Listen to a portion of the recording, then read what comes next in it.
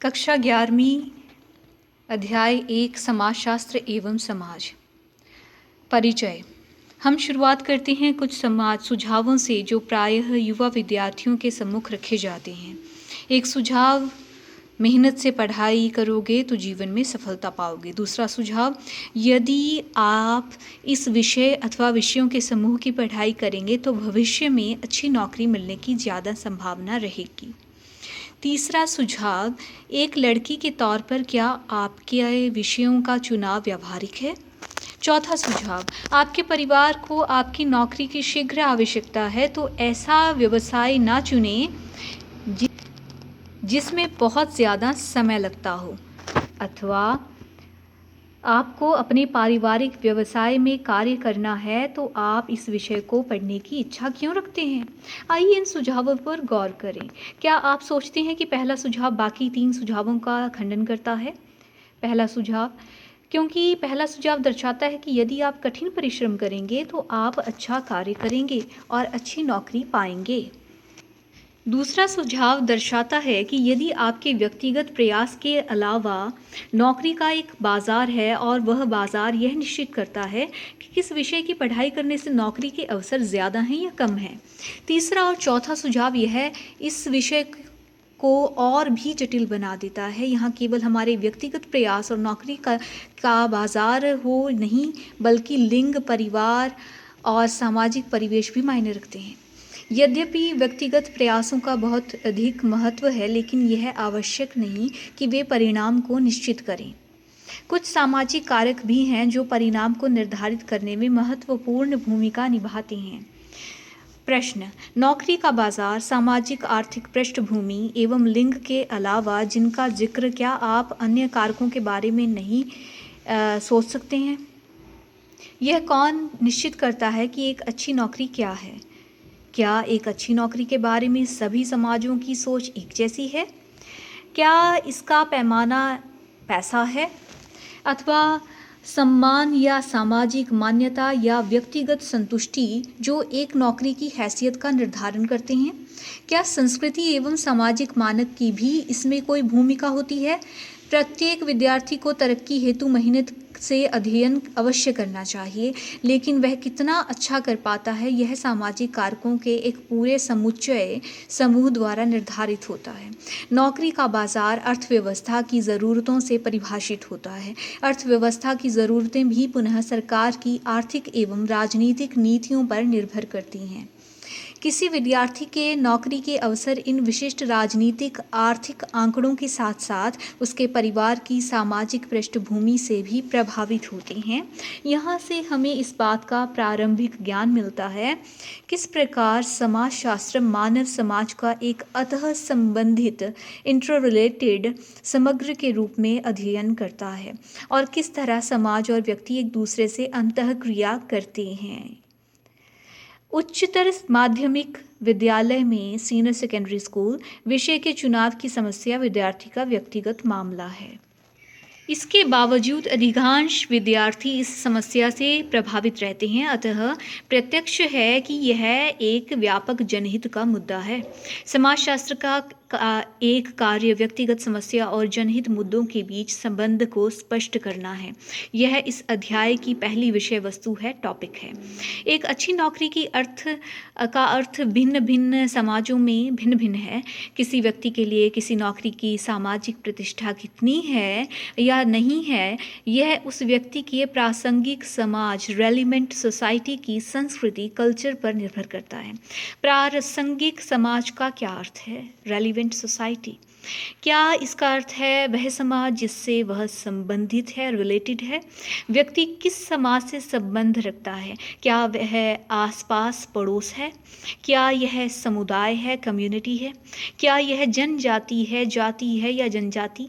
क्या यह उसके माता पिता का व्यापारिक दायरा है? क्या यह राष्ट्र है, नेशन है?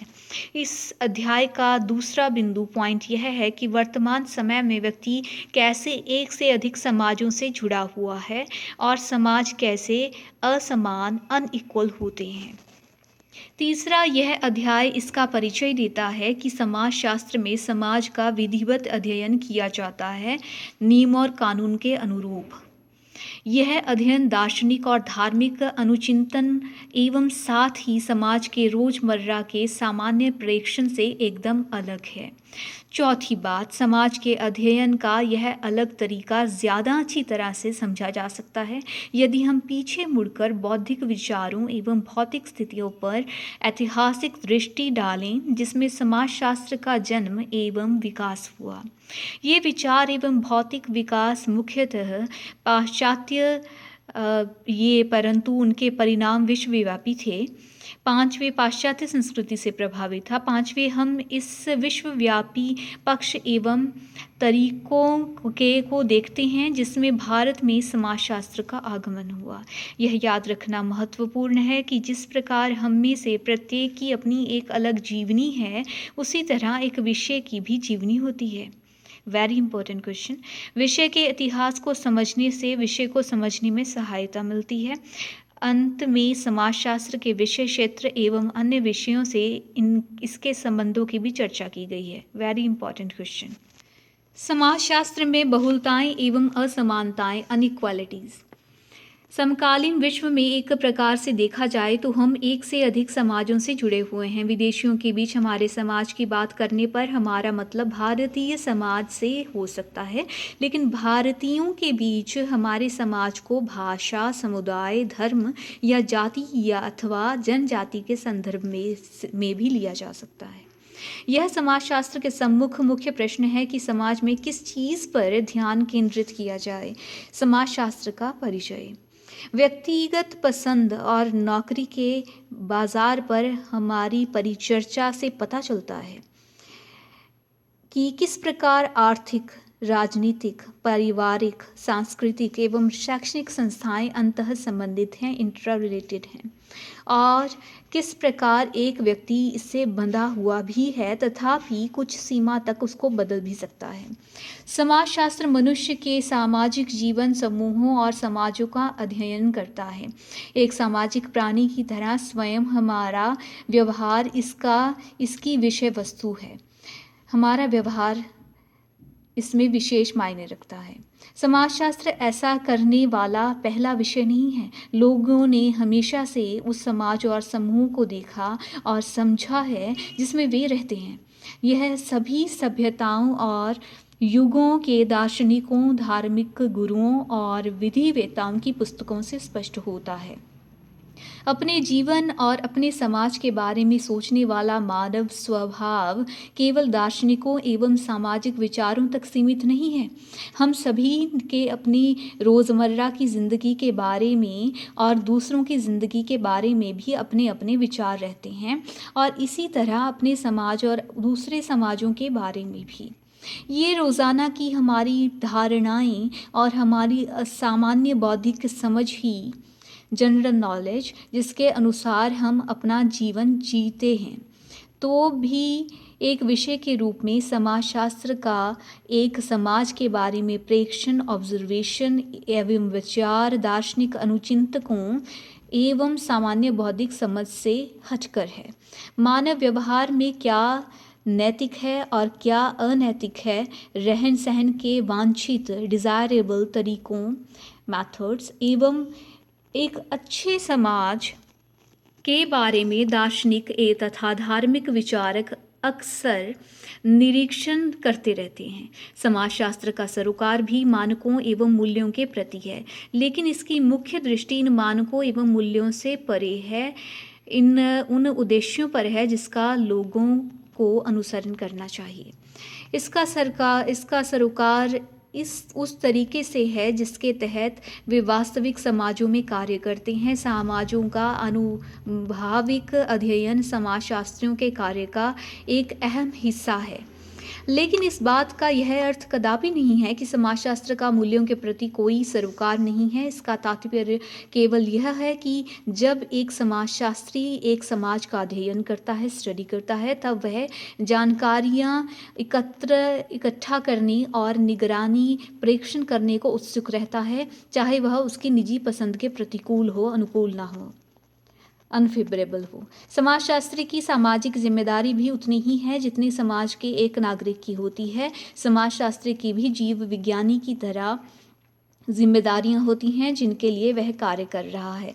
समाजशास्त्र अपने आरंभिक काल से ही स्वयं को विज्ञान की तरह समझता है। समाजशास्त्र प्रचलित सामान्य बौद्धिक प्रेक्षणों ऑब्जर्वेशंस का या दार्शनिक अनुचिंतकों या ईश्वरवादी व्याख्यानों से हटकर वैज्ञानिक कार्यविधियों से बंधा हुआ है। इसका अर्थ है कि जिन कथनों पर समाजशास्त्री पहुंचता है वह कथन साक्ष्य एविडेंस प्रमाण के निश्चित नियमों के प्रेक्षणों द्वारा प्राप्त किए प्रेक्षण निगरानी के द्वारा प्राप्त किए हुए होने चाहिए ताकि दूसरे व्यक्ति उनकी जांच कर सकें या उनकी जानकारियों के विकास हेतु उन्हें दूसरे व्यक्ति दोहरा सकें। समाजशास्त्र में प्राकृतिक ज्ञान तथा मानव विज्ञान के अंतर पर और परिमाणात्मक तथा गुणात्मक परिमाणात्मक क्वांटिटेटिव गुणात्मक क्वालिटेटिव अनुसंधान और रिसर्चेस के अंतर पर पर्याप्त बहस हो चुकी है। समाजशास्त्र को अपने प्रेक्षणों और विश्लेषणों एनालिसिस में कुछ निश्चित नियमों का पालन करना होता है ताकि दूसरों के कार्य द्वारा उसकी जांच की जा सके। समाजशास्त्र जिस तरह से समाज का प्रेक्षण करता है उसमें पद्धतियों मेथड्स की भूमिका प्रक्रियाएं प्रोसेसेस और नियमों का बहुत महत्व है।